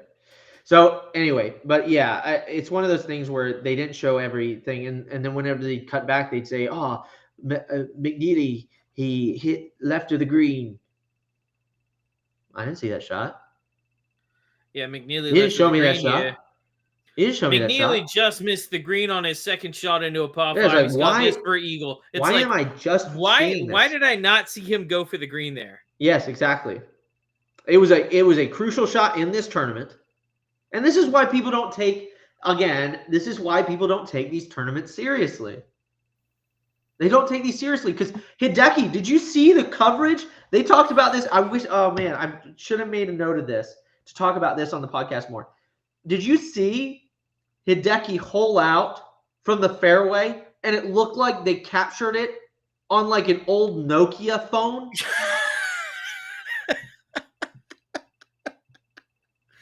They took Not even an iPhone. Not even a good phone. It looked like something. It was a from Razor. Nokia. It was a Motorola Razor. Yeah, it was Dad's phone. It was Dad's phone. They did it with Dad's phone. Freaking Android user. Although I will say there Not are even some and Android Androids phones are good with better phones. Not cameras. even a good Android phone. They did it on a Nokia. I tell you what, the one thing I miss did about you see it though? I didn't see it, no. Oh but my that's God, funny. it was just insane, dude. It's Anyway. like, why was this shot on a Motorola Razr? Yeah. And why did they take this off of Twitter and put it on the broadcast? Exactly. I'm gonna see if I can find it while you talk. No, it's the the one thing I do miss about Android phones, though, because I don't have one anymore because I have an iPad and an iPhone. It just makes sense because I could send things between the two pretty easily to have them both. The one thing I miss about an Android phone is expandable memory. That was the best thing ever. And I don't know why iPhone hasn't done that yet. Yeah. Expandable memory was the nicest thing ever. I could put a 64 gigabyte like chip in a thing, and it would expand my memory to the point where I'd never have to delete anything. Yeah. And now I have to delete things constantly because I take so many slow-mo videos and stuff when I'm either videoing myself or a student doing something. Yeah, here it is. Here, let me. Are you gonna put it up? I'm gonna put it up. So it's on the share this tab instead. Let's see if we can find it's on this. Come on. This is it right here. Oh my God, this is it. Oh, please. Oh my, are you serious? This is I'm dead. shot? I'm dead ass. So this is Flushing It. Love Flushing It, by the way. Go give them a follow. They have a lot of great tweets. First we missed Hideki's whole much better Eagle. than no laying up. Follow Flushing It. If you're not following Flushing It, follow Flushing It. Is way better than No Laying Up. No Laying Up is a terrible podcast. It's a terrible show. They follow suck. Flushing It instead. And if you don't want to follow us, that's fine. Follow Flushing It. Don't follow No Laying Up. Yeah. So they said first we missed Hideki's Hole Out Eagle. So that was one thing. They missed the Hole Out Eagle to extend his lead. Now the first ever albatross. Oh, this is Taylor Pendrith. So the first ever albatross recorded at the Sony Open looks like it was filmed on a camera phone. The Century. Do better, PGA Tour. So look, this is the footage. Dude. I'm scared to watch this. I'm gonna cringe. I'm cringing. Taylor Pendrith. He was out there before our crew got out there, but we had a camera locked down. He was on the right side of the screen there. Watch this take a couple of hops, go up the stick. How did your crew not get out there? They're playing golf! They're playing golf! By the way, I clicked the wrong thing. Sorry, hold on. Oh my God. By the way, that's how I yell at sporting events. Yeah, that's how he yells at sporting events. That was tame for Zane, by the way. Yeah, that was. He was just mildly upset there. I yelled pretty loud. I just yelled away from the microphone. I didn't want it to like. No, I was still mildly upset. You didn't punch a hole in a wall. You didn't throw anything. I hope Carrie watches that just for that. I hope Carrie watches this just. Carrie loves bringing up the fact you punched a hole in the wall multiple times. By the way, he loves that. He loves that. So we have a Beerly football group chat. Yeah. And like all the time, like every time the Bucks or Miami is playing, he's like, someone needs to check on Zane's walls whenever something happens in one of those games. Like, how are Zane's walls doing? Is Zane okay? This past one against the Commanders was rough. I don't have holes in the wall, as you can see. There's no holes in the wall. His dog remained 3 feet away from him at all times after the game. Shadow was freaking out, dude. His Shadow was like, "Whoa."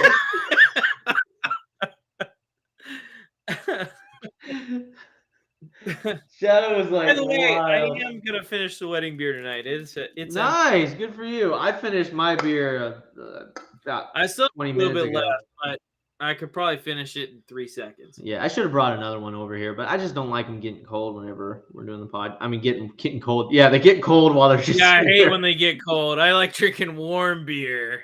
It's cold and if it don't taste like piss, it ain't worth it. That's exactly right. Yeah. Anyway, all right. Well, I think that takes care of what we were talking about this on today's podcast. You know, Thank you guys so much for. There is one more thing we have to discuss. Okay, never mind. And arguably, it's the most important topic of all. That's why it's last on the docket. Global golf sales. Gotta buy stuff. No. Oh. What?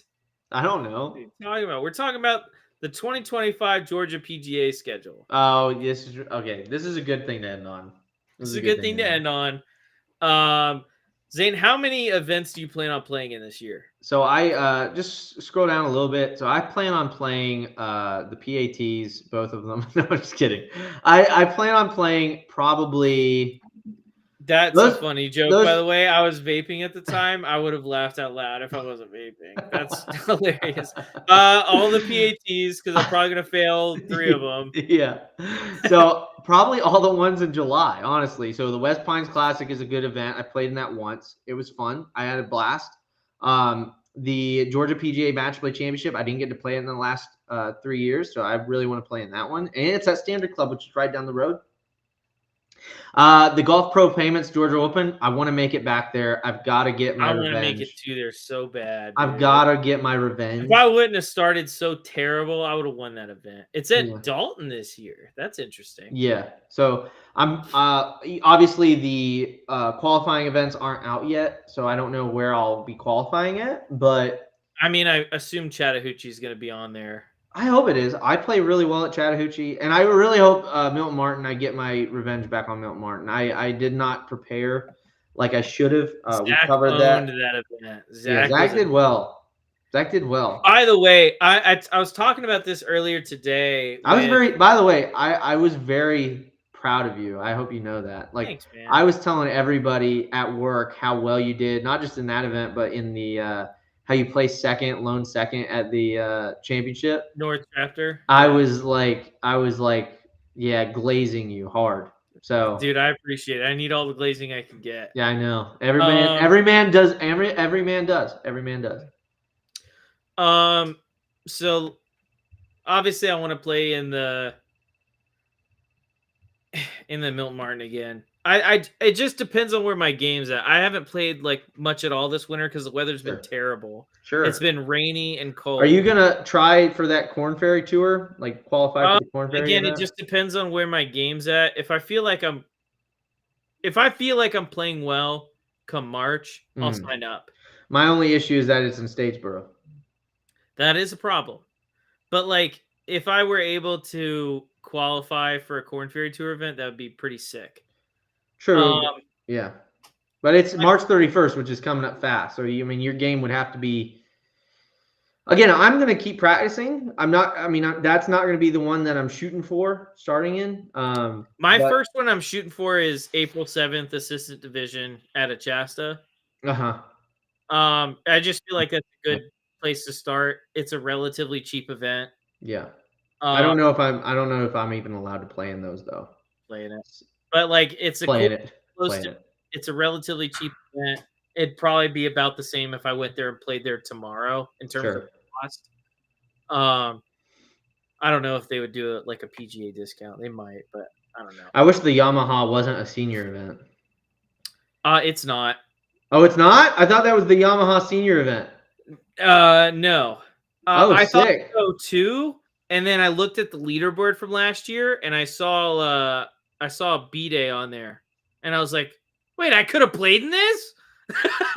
Dang. All right, cool. Well, there was another event. That's probably the one that I'm going to play in first then. There was another event that was called a Classic, but it like specifically had prices registered for seniors. And then I looked at the leaderboard and he was on there too. And I was like, well, shit. Why didn't I play in this? I thought about it, but then I saw the senior thing. I was like, oh, it must be a senior event. Senior Classic, you mean? Sea Island Senior Classic out there? No, there was another event last year. I don't remember the name. Oh, gotcha. But my first one I'm looking at is the Achasta one. Gotcha. If I could play in that one, I probably would, but I probably can't, just because I'm not the right. Can you click on it real quick? See what a classification you need to be. Like what classification is allowed? Assistant Division membership fee. No, but go to. It doesn't have any more information than that. Never mind. Yeah. Okay. All right. Well, shoot. Well, maybe I will. Maybe I won't. The one I played in was fun. I only played one assistant division event ever, and it was at Capital City, just because I never played that course before. It was awesome. Tough course, April but it was 7th. fun time. I didn't play very good. We don't have to look at that score. We don't? No, we don't. It's on All a Monday. that matters is now. I'm probably going to play in it because it's on a Monday. It's at a Shasta. It's really close, so I'm probably going to be playing in it. That's when I'm eyeballing the Yamaha Atlanta Open. I'm eyeballing. But again, it all depends on when I'm like how I'm playing. Because like I don't want to. It for me. I don't go there to waste my time. Yeah, I don't go there to waste my time and money. Exactly. Yeah, if there's a purse involved, I'm going to win that. I'm going to try and win that. Like the assistant division at Shasta, like it's a low entry fee, which is why I plan on playing it regardless of how I'm playing, just to get back into the swing of tournaments. It's a good benchmark. Yeah, it's a good benchmark. See where I'm at, go back, regroup, and then have time to regroup for the Atlanta Open. Sure. Well, the West Pines Classic, that was the one I thought was a senior event. It is not. Gotcha. I knew that wasn't a senior event. I played in that one year. I thought that was a senior event. It's a great course, dude. That is a hidden gem. You gotta play in it. Yeah, you gotta play in it. It's fun. It's west of Atlanta, so it's a long drive. But me and you can probably. I tried to qualify at Kennesaw twice, so I'm not that worried about the drive. Clearly. Well, me and you can. It's further than Kennesaw, I think, but we can figure out something. Me and you. Yeah. Obviously, I'm going to try and qualify for the Georgia Open. Not all the assistant divisions are out yet. I plan on playing at least 2 or 3 of those just to kind of keep my game sharp. And then definitely going to play Milton Martin again. I kind of folded on the back 9 of day 2. I should have ended up probably top 10. I ended up like tied for 16th. You still played well. You played well. I did play well. There was a couple things in my game in that event that didn't show up until the back 9 of day 2, which kind of sucked. Sure. Although I think actually not my worst tournament round of the year. My worst tournament round of the year was technically my qualifier for the Georgia Open. But my worst tournament round of the year outside of my qualifier was my first round in terms of scoring. Was my first round at the Milton Martin, and I think it was the best golf I played all year. Yeah. Like shooting 3 over in those conditions was insane. Yeah. Yeah, absolutely. I think we talked about it at the time, but it was sustained like 15 to 20 mile an hour winds and like gusts of like 30, 35. And I shot 3 over, and I felt like if someone shot better than me, and Francisco, that son of a bitch, shot like 6 under. I have no idea how. I literally don't know how anyone would have gone under par that day. But he did, and he went way under par. He played worse day 2, and the conditions were a lot easier. But those are the events I plan on playing in 5 or 6 next year. Just because I finally started cashing at events. I played a couple weeks ago. The swing's still there. The putting and chipping need to be dialed in. Although from the previous time I played to the time I played last, which was like December like 20th, somewhere around there. It had been 2 months, and the greens had gotten a lot slower, and I wasn't prepared for that. Gotcha. So I think the putting will be fine by that first event. But if I'm feeling good in March, I might try that. As I need to figure out where that is, Noonan, Georgia. But that assistant division at Summer Grove, I might play that. But it all kind of depends on where I'm feeling with my game. Because again, like you said, I don't want to waste my time or my money to go do one of those things. Because with the assistant division, there's a lot of side action going on, like there's skins and stuff. So I don't feel that bad about paying $100 if I don't feel my game's 100%. Like if I don't feel ready to qualify the Georgia Open, like that's fine. But like if I don't feel like I'm hitting the ball good and I'm not putting well and all that stuff, I'm not going to play in anything. Sure. Just because, like, even with the Achasta event, I'm missing work. That kind of thing. So it's like, if I'm not feel like I'm there, but I feel like I'll be there by April. And then just hopefully hope to do what I did last year and just keep building on it once I get there, which is what kind of happened last year. So, gotcha. And just keep beating Zane. That's really the main goal. Well, the trend is good for you. The trend is looking pretty good for you. But if you look at historical performances, we can only go back so far. We can only go back like 12 months. Historical performance only goes about 12 months, and then nothing happened. Nothing happened before then. No. Yeah, nothing's real. Nothing's real. I do have a goal for winnings that I want to reach next year. So my goal last year, and it's been the same goal for like 3 years. My goal last year was to win $500 in tournaments. Yeah. I beat that. I won almost $800 last year. Sure. In events. My goal this year is $1,200. Yeah. So it's a pretty big jump, but I feel like if I even get close to that, I think, granted, I played in 2 events last year. I mean, technically 3 if you count the qualifier, but there's no chance for me to make money at the qualifier. Yeah. So I played in 2 events last year and I made $800. I feel like if I play in 5 or 6 and I'm working on my game and doing all the stuff I need to do with regard to that, I think it's definitely within reach. So that's my goal for next year. My goal is to, I don't have a goal of earnings. My goal is to win every event. That's my goal. Okay, let me rephrase that. My goal is you're setting yourself up for failure. My goal is to top 10 every event. Obviously, my ultimate goal is to win every event, but my realistic, attainable goal is to top 10 every event. I think I can do it. I think I have the game for it.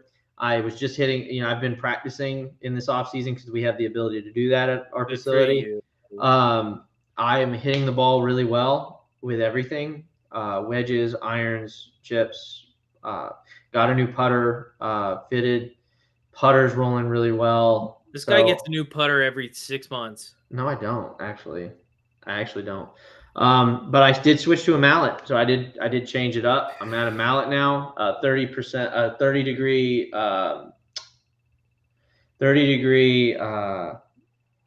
what's the word I'm looking for? Of not shaft lean, of toe hang, 30 degrees of toe hang, and so I'm really looking really forward. Flat. No, 30 degrees of toe hang. Oh, not lie angle, toe hang. Sorry. 71 degree lie angle. And so it's rolling really well. So I'm really looking forward to it. I think the mallet will be a lot more forgiving for me. I think, especially on those shorter putts, I think I'm going to make a lot more of them. For me, I think I do much better. So most of the events we play in Georgia PGA, the courses typically are relatively nice and the greens are rolling relatively fast. So like for me, a blade is better in those conditions. If I'm putting on slow greens though, a mallet is definitely better. I think that's more of a weighting issue on slow greens versus fast. I don't think you've probably used heavier mallets. But what I'm saying is you've probably used heavier mallets, and that's probably why. The heavier mallet being heavier than the. I have a Cuda and an Agera from Cobra. Just saying. And then I have the Sport 45. The Sport 45 is what I put in play for tournaments last year.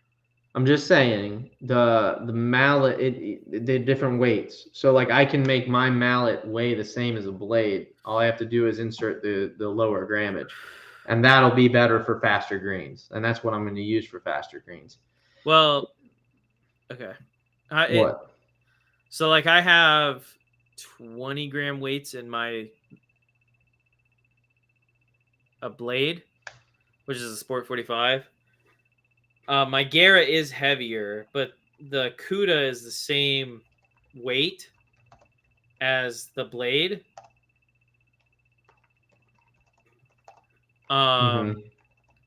It just kind of, I think the CUDA might be a little heavier with 20 gram weights in just because it's a bigger club because of the head. But like the CUDA's face balance, the Agera's not, and the blade obviously is not. But like in terms of like hitting my line consistently, like starting where I want to, like I don't like I switched to a blade last year, like right before the Milton Martin. I switched back to the Sport 45 because I was like, I'm just not hitting my lines. I went out and putted. But that's probably because of it's a lighter putter. Your Sport 45 is probably lighter. Yeah, probably a little bit. I mean, it's still got heavy weights in it. Because so when it's lighter, it's gonna be easier to control your speed and your direction on faster greens. Yeah, that's fair. And so that's what I'm saying is that's why I got that mallet is because like you can change the weights on it. So I can change it to where it's 3 gram weights on either side. Sadly, on the Agera, you can't change the weights. You can on the CUDA, but it's face balance. It's different because it's face balance versus not face balance. Well, get on with Mizuno, baby. Get on with Mizuno. Just saying. So anyway, that's all I've got for the podcast. Zach, you got anything else? That's all I have for now. Wait, I have a question on your mallet. What kind of neck's on there? It's a plumber neck. Plumber neck? Okay. Yeah, right, for the 30-degree toe hang. It doesn't have the yeah, I got the plumber neck specifically for the 30-degree toe hang. They have a version that has the flow neck but those usually have more toe hang on them. The slant neck? Yeah, usually those have more toe hang. Yeah, that's what I have on my Agera. I have a slant neck on my Agera. It just, to my eye, the Agera looks best, but when I tested it in terms of like hitting my line consistently, the Sport 45 outperformed all of them. So sure, I went with that into the Milton Martin, and then obviously played well and putted well, and then just decided to keep that for the rest of the tournament season. Gotcha.